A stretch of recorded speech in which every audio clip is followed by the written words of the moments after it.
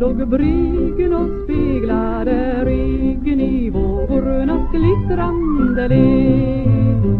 Men lätter matrosen ombord var om nosen och himlen så underligt blev. Ty nu var det ut på seglass och var slut på det lustiga livet i hamn.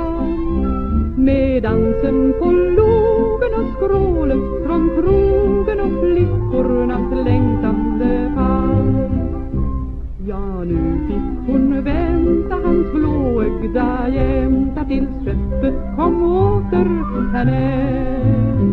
Då skulle med gammal det vigas tillsamman i kyrkan med psalmbok och präst. Ty så blev det svuret en afton i furet till dragspelets trånande råd. När fäste folkstjusen han fick innan kryssen och sjön skulle skilja dem åt. Nu seglade skutan till fjärran land och blev borta i långa år. Men lätter matrosen gav bort sin hand åt en flicka med hårflart hår. Hemma hans jämta gick sörjan